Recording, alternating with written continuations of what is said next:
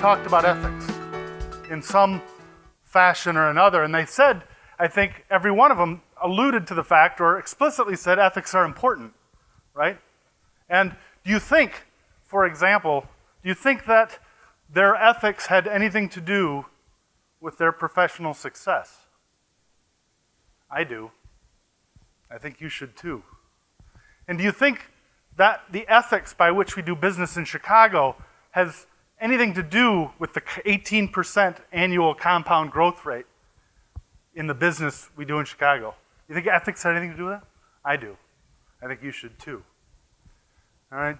One of the things that I consider in my research at IIT a lot is that ethics is changing in light of automation. And the gentleman here just from FIRD 58, boy, did he hit the ball out of the park, right?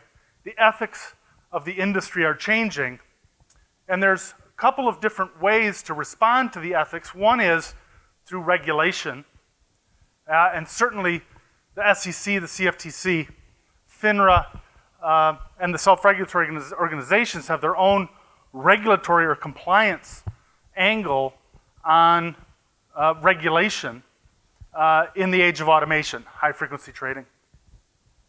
As the gentleman before me also mentioned, though, that it's really better if the industry takes stock of its own business, have personal ethics, have organizational ethics, and have industry-wide ethics.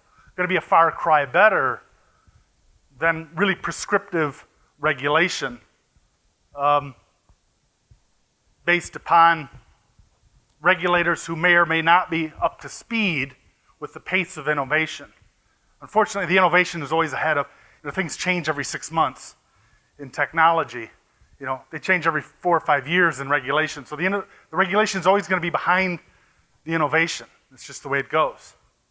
So it's better if we have, I think, or at least an important part is to have industry-wide self-regulation, and the way we sort of embed our own ethics into our own self-regulation is through standards. And so there are engineering standards in the world. If you work for Boeing, there are engineering standards. You've seen them design the new 787 plane, run it through its paces, with all kinds of crazy tests for 6 months before it's allowed to take off. Right? Those are all standardized tests that they have. They're not regulated. It's part of the quality engineering. And that's what we're seeing the industry respond with self-organization and best practices. So we see the Futures Industry Association, you see the Professional Traders Group, you see the organization that I'm involved with, which is AT 9000, developing standards of how we run our business. And in terms of branding, we've branded this project AT 9000. What's the product we're branding? Well, I think what we're branding is the liquidity that ethical markets can provide, so that we can go out to the world and trade internationally by saying, these are the ethics, these are the engineering standards that we're all going to live by when building and operating our automated trading systems. And I think, personally, this is a good way to go, lest somebody get it wrong. I was going to say, unless we get it wrong, and unfortunately, by we, I mean they. And just to get people thinking for just a second, recently there's been some stories of people getting fined for market manipulation. Market manipulation has long been prohibited in the financial industry, but now the definition has changed. As recently as last summer, the SEC and the CFTC changed what the definition of market manipulation was. Before, they actually had to prove you did it on purpose. Now it can either simply be you did it on purpose, or you were just reckless. You were irresponsible. You built a crappy trading system. It was unsafe. Went haywire. You pushed the market. Now you're guilty of market manipulation. Well, how would you defend yourself in the case of a market manipulation? Well, one way to defend yourself would be to say, well, I followed the industry-defined standard. I'm AT 9000 certified. I did the right thing, right? You're never going to have someone, the gentleman from TT mentioned earlier, you can't write code that doesn't have bugs. It's not possible. It's part of the project, okay? But were you responsible in development and control of your code, right?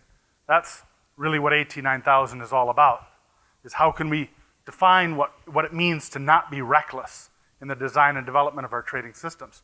If you flip that coin over the other way, and I think we can all agree sort of on that definition, one of the other side of the coin is you did it on purpose. You manipulated the market and you did it on purpose, right? And I think what's particularly scary, and I think what's really getting wrong, actually, is that then you say, well, what's the definition of manipulation? Well, take spoofing, for example. You're putting fake bids and offers out into the market, and that's actually attempting to deceive other market participants. To which I respond, well, of course you're trying to deceive market participants. This is a competitive marketplace. Deception is part of competition, right? As much as it is in sports, as it is in trading, it's a competitive business. Deception is part. You can't tell Derrick Rose or LeBron James he's not allowed to fake out an opponent. It's just the nature of competition. And if you can't compete, you lose. Success is not guaranteed. What's the problem here? This is my perspective. Okay? But what happens then? Well, it gets better for all of us because people then build better systems that are less gullible to deception, which seems to me to be better for everybody. Trading systems that are less gullible are less likely to crash, less likely to go haywire, going to operate in control, and that gets rid of the other problem, which is these trading systems go haywire. So by having a market full of trading systems that are of high quality, that are less susceptible to being deceived by real or fake volume in the market, the end result is higher quality systems running our markets. There's going to be a natural evolution, the survival of the fittest, right? Which in the end means deception, in terms of spoofing, goes away because it doesn't work anymore, right? Nobody's fooled by those easy games. What other kinds of deception are there in markets? Well, take iceberging. What is iceberging? Does anybody know what iceberging is? Iceberging is, I need to buy 1 million shares of IBM, but if I put in an order for IBM for 1 million shares, it's going to drive the price up, right? So what I do is, I just drip it in, little 100 shares at a time. 1,000 shares here, 1,000 shares there. After a couple of days, nobody notices. I bought my 1 million shares without having a significant market impact. This is called iceberging. Common practice, everybody does it. Is it deceptive? Absolutely it's deceptive, right? Price is determined by supply and demand. My demand is 1 million shares. Do I show that demand to the market? No. I deceive the market as to my true intentions. Then that must create a false price, right? Because then the current price in the market doesn't reflect true demand, supply and demand, right? Isn't that deception? Of course it is. Okay? Now the iceberging argument is just what we call a straw man, simply to call your attention to the fact that the opportunity is there to use these definition of deception, to marginalize certain groups of traders we don't like. Okay? This, I think, is a very slippery regulatory slope. Because if you marginalize a particular group of market participants, that gives you justification for regulating them differently, for treating them differently, maybe for just getting rid of them altogether, right? And then you don't have a free market anymore, do you? And so the AT 9000 project is an attempt to define an ISO 9000, a quality management system standard for the automated trading business. It's the only way to provide an industry-wide culture of building high-quality systems that would enable or facilitate international trade, because the firms are trading around the world in real time. Too many jurisdictions, too many SROs, you're trading in many, many different countries, no harmonization with respect to regulations. The French have a different idea than the Americans, than the Germans, than the British, than the Japanese.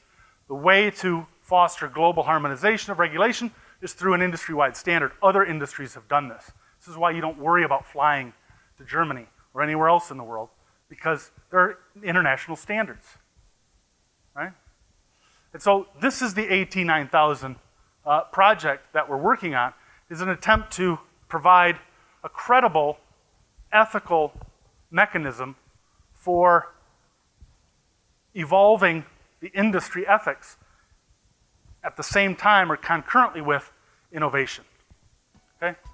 So, and we're doing this all right here in Chicago. Thank you very much.